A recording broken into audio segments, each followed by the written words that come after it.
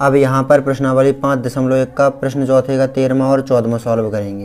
यहाँ पर बताना है समांतर श्रेणी है या नहीं। यदि समांतर श्रेणी है तो इनका सार्वंतर ज्ञात कीजिए और 3 और पद ज्ञात कीजिए। तो यहाँ पर 13वां सॉल्व करेंगे हम। तो सर्वप्रथम हम अंतर निकालेंगे। दूसरे पद में से पहले पद को घटा करके, तीसरे पद में से दूसरे पद को घटा करके, चौथे पद में से तीसरे पद को घटा करके। तो यहाँ पर √6 माइनस √3, पहले ये अंतर निकालते हैं, दूसरे और पहले पद का अंतर। तो यहाँ पर दोनों में कॉमन क्या आएगा, √3 ले लेते हैं कॉमन। तो यहाँ पर बचेगा √2। यहाँ पर गुणा इस प्रकार होता है, 3 का गुणा 2 में होगा तो 6 हो जाएगा रूट के अंदर। तो इसी प्रकार यहाँ पर √3 ले लिया कॉमन, तो यहाँ पर 2 आ जाएगा। 3 का भाग 6 में देंगे तो 2 बार जाएगा। माइनस का चिन्ह लगाए, √3 पूरा कॉमन ले ही लिया, 1 बचा। तो इन दोनों का अंतर इस प्रकार आया है। अब तीसरे पद में से दूसरे पद को घटाते हैं। ये है a2 माइनस a1, ये है a2 माइनस a1। अब यहाँ पर a3 माइनस a2 निकाल लेते हैं। a3 है √9 माइनस a2 है √6। यहाँ पर कॉमन लेंगे, दोनों में से क्या लेंगे कॉमन, तो दोनों में से ले लेते हैं हम √3 कॉमन।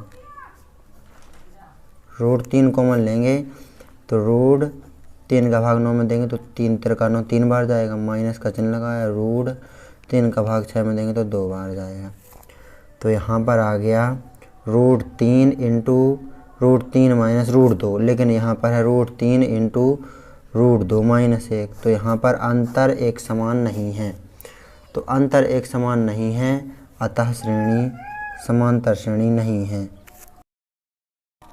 तो यहाँ पर समांतर श्रेणी नहीं है तो सार्वंतर नहीं निकलेगा और ना ही इसके 3 और पद हम निकाल पाएंगे।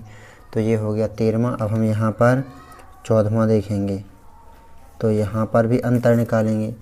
तो दूसरे पद 3 के वर्ग में से पहले पद 1 का वर्ग घटाएंगे हम। तो यहाँ पर 3 का वर्ग होता है 9, माइनस का चिन्ह लगा, 1 का वर्ग 1 ही होता है। तो 9 में से 1 घटाएंगे तो 8 आ जाएगा a2 माइनस a1। a2 ये है, a1 ये है, तो a2 माइनस a1 आ गया 8। अब a3 माइनस a2 निकालते हैं। a3 माइनस a2, a3 है 5 का वर्ग माइनस a2 है 3 का वर्ग। तो यहाँ पर 5 का वर्ग 25, माइनस का चिन्ह लगाया, 3 का वर्ग 9। घटा देंगे 25 में से 9, तो 25 में से 9 घटाएंगे तो 16 आ जाएंगे। तो यहाँ पर है 8 इन दोनों का अंतर और इन दोनों का अंतर है 16।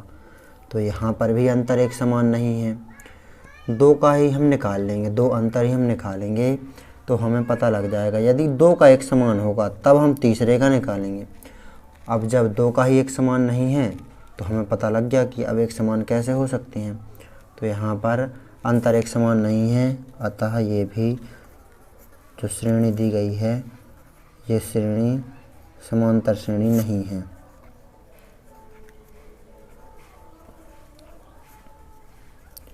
तो ये आ गया हमारा 14वें का आंसर। यहाँ पर 15वां सॉल्व करेंगे हम। तो यहाँ पर भी अंतर निकालेंगे। तो 5 का वर्ग माइनस 1 का वर्ग, अंतर निकालेंगे हम, 25 हो जाएगा। 5 का वर्ग माइनस का चिन्ह लगा, 1 का वर्ग 1 ही रहेगा। 25 में से 1 घटा तो 24 आ गया। 24 है a2 minus a1, a2 minus a1 है 24। अब यहाँ पर a3 माइनस a2 निकाल लेते हैं। तो a3 क्या है 7 का वर्ग, माइनस का चिन्ह लगाए, a2 क्या है 5 का वर्ग। तो यहाँ पर 7 का वर्ग होता है 49, माइनस का चिन्ह लगाए, 5 का वर्ग 25, 49 में से 25 घट जाएंगे, 24 यहाँ पर भी आ जाएगा। इन दोनों का अंतर 24, इन दोनों का अंतर 24।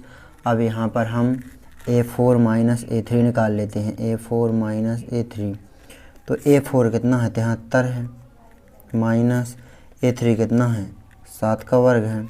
तो यहाँ पर 73 माइनस 7 का वर्ग होता है 49, 73 में से 49 घटाएंगे तो 24। यहाँ पर भी अंतर आ जाएगा, यानी सभी जगह अंतर 24, 24, 24 है, अंतर एक समान है, अतः श्रेणी समांतर श्रेणी है। अब श्रेणी समांतर श्रेणी है तो इसका सारवंतर और 3 और पद ज्ञात करना है हमें। तो यहाँ पर सारवंतर होता है, इसे हम दर्शाते हैं डी से, और सारवंतर वह होता है जो सभी में अंतर हो। तो सभी में अंतर है 24 24 24। तो ये सारवंतर आ गया हमारा। 4 पदों तक ये श्रेणी दी गई है, 1 2 3 4। 5वां पद, 6वां पद, 7वां पद ज्ञात करना है हमें। तो यहाँ पर 5वां पद ज्ञात करेंगे हम। 5वां पद का सूत्र होता है a + 4d। ये सूत्र होता है। यदि यहाँ पर कहा जाता दूसरा पद तो सूत्र होता a + d। यदि यहाँ पर कहा जाता 85वां पद तो सूत्र होता a + 84d। d एक कम करके होता है, इससे a ज्यों का त्यों रहेगा, चाहे सूत्र 1 से लेकर के 1000वां पद ही क्यों ना हो। तो यहाँ पर मान रखेंगे a का मान। a होता है, ये होता है श्रेणी का पहला पद। तो श्रेणी का पहला पद है 1 का वर्ग होता है 1 ही, प्लस का चिन्ह लगाया, 4 ज्यों का त्यों इंटू d का मान है 24। 1 ज्यों का त्यों प्लस का चिन्ह लगाया, 24 चौके कितना होता है, 24 चौके होता है 96 और 1 97। तो ये आ गया हमारा 5वां पद। 6वां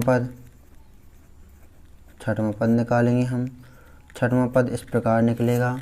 5वें पद में हम सारवंतर जोड़ देंगे तो 6वां पद आ जाएगा। मान लीजिए यहाँ पर 80वां पद आया है, ये 81वां पद निकालना है तो 80वें पद में सारवंतर जोड़ देंगे तो 81वां पद आ जाएगा। तो यहाँ पर 6वां पद निकालना है तो 5वें पद 97 में हम जोड़ देंगे सारवंतर जो कि है 24।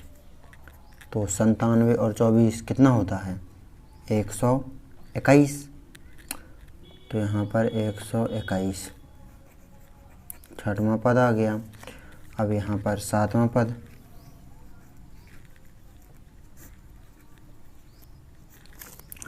तो 7वां पद 6वें पद 121 में सारवंतर 24 जोड़ देंगे हम। तो यहाँ पर 121 और 24 कितना होता है, 145। तो ये 7वां पद आ गया। इस प्रकार आपको 7वां पद, 6वां पद, 5वां पद ज्ञात कर लेना है, सारवंतर ज्ञात कर लेना है।